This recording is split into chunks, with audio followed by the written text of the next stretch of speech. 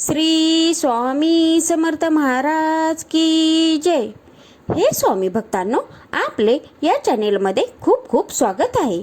मी स्वामी सेवेकरी आपणास ऐकवत आहे श्री शंकर महाराज यांच्या भक्तिकथा.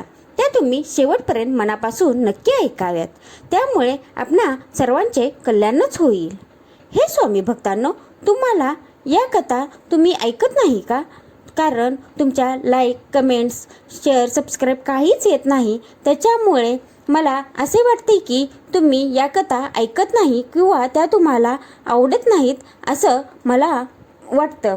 तर तो माझा एक विचार पण असू शकतो. मी काय त्याच्याबद्दल म्हणणार नाही तुम्हाला.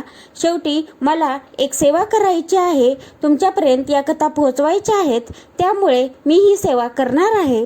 तर ते तुम्हाला जर आवडत असेल तर तुम्ही लाईक, कमेंट, शेअर, सबस्क्राईब जरूर करा. चला तर आज आपण पाहणार आहोत श्री शंकर महाराज यांची कथा. बालगंधर्वांना तृप्त केले. श्री शंकर महाराजांना नाटक व संगीताची सुद्धा आवड होती. नटवर्य बालगंधर्व हे त्यांचे आवडते कलावंत होते. त्यांची नाटकं ते बघायला जात असत. पण महाराज पूर्ण नाटक बघतील याची खात्री नसे. नाटक अर्धवट सोडून सुद्धा ते निघून जात असत. बालगंधर्व हे सुद्धा महाराजांचे परम भक्त होते. महाराजांच्या चरणी त्यांची अपार श्रद्धा होती. एकदा महाराज बालगंधर्वांचे नाटक बघायला गेले होते. महाराज नाट्यगृहात पोचले तेव्हा ते पान खात होते. तिथे गेल्यावर महाराजांना समजले की आज बालगंधर्वांचा आवाज बसला आहे. सकाळपासून सारे सहकारी हवालदिल झाले होते. सर्व प्रकारचे उपचार करून झाले, पण बालगंधर्वांचा आवाज खुलत नव्हता. बालगंधर्वांचे नाटक आहे असे समजल्यावर प्रेक्षकांनी रांगा लावून आगाऊ तिकिटे खरेदी केली होती. नाट्यगृहात उभे राहायलाही जागा मिळणार नाही एवढे नाट्यगृह प्रेक्षकांनी भरून जाणार होते. प्रयोग रद्द करावा लागेल की काय अशी भीती संयोजकांना वाटत होती. ही हकीकत महाराजांना समजताच ते तातडीने बालगंधर्वांना भेटले आणि आपल्या तोंडातला अर्धवट खाल्लेला विडा बालगंधर्व यांच्या तोंडात घातला आणि हे पान खाऊन टाका असे त्यांना सांगितले. बालगंधर्वांनी तसेच केले. काही वेळातच त्यांचा आवाज पूर्ववत झाला. ते बघून सर्वांना मोठा आनंद झाला. बालगंधर्वांनी श्रद्धायुक्त अंतकरणाने महाराजांना वाकून नमस्कार केला. त्यांची भक्ती महाराजांच्या पायी अधिक दृढ झाली. आपण श्री दत्तात्रेयांच्या दर्शनासाठी गाणगापूरला जावे असा विचार एकदा बालगंधर्वांच्या मनात आला. तेव्हा आपल्या काही सहकाऱ्यांसह बालगंधर्व मग गाणगापूरला गेले. तिथे त्यांनी यथासांग श्री दत्तात्रेयांची पूजा अर्चा केली.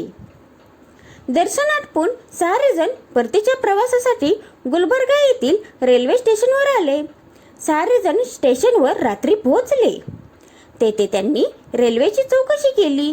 तेव्हा त्यांना समजले की त्यांना हवी असलेली रेल्वे गाडी सकाळी येणार आहे.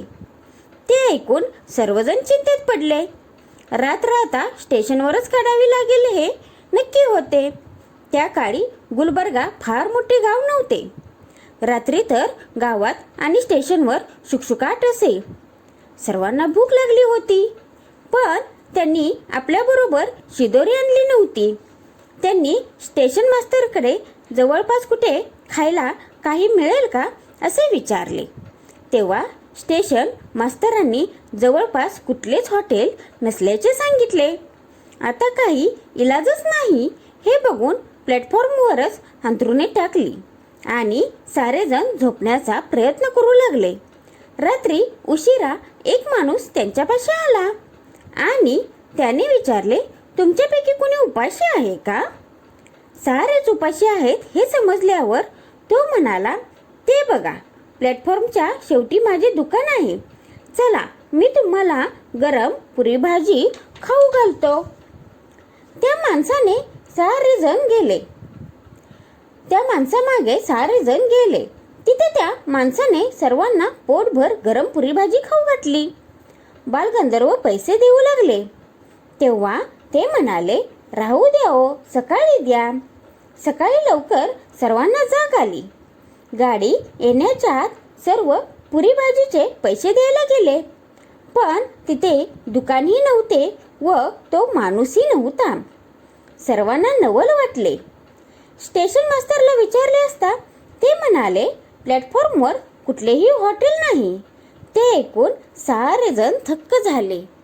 बघितलं ना कशी असते आपली लीला, जे शंकर महाराजही करतात आणि श्री स्वामी समर्थही करतात. त्या संत थोर संत होते. आपण काय बोलणार त्यांच्याबद्दल. जेवढं शक्य होईल तेवढं सांगण्याचा प्रयत्न मात्र करत आहे. तरी ते तुम्ही नेहमी ऐकत जावे ही मी आपणास विनंती करते, कारण त्याच्यामुळे तुम्हा सर्वांना त्याचे लाभच होतील हे मी तुम्हाला आवर्जून सांगते. त्याचबरोबर श्री स्वामी समर्थ हा जप सदैव आपल्या मुखात असू देत. आपण चालता बसता उठता काम करता जरी म्हणले तरीही चालेल, पण श्री स्वामी समर्थ हा जप सदैव आपल्या मुखात असू देत. तर चला, ही आजची केलेली सेवा मी श्री स्वामींचरणी अर्पण करते. काय चुकलं असेल तर त्यांनी मला माफ करावे ही मी त्यांना विनंती करते. त्याचबरोबर आता मी पुढे नंतर तुळजाभवानीच्या रूपाने कसे दर्शन दिले याबद्दल कथा ऐकवणार आहे. ती आपण जरूर ऐकावी ही मी आपणास विनंती करते.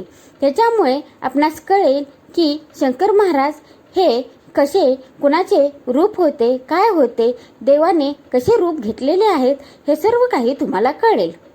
चला, आज मी ही कथा आता इथे संपवत आहे. मी तुमच्याकडून विनंती मागते, त्याचबरोबर आपणास आवडला असेल तर लाईक, कमेंट, शेअर, सबस्क्राईब जरूर करा हे मी तुम्हाला सांगते. श्री स्वामी समर्थ. जय जय स्वामी समर्थ.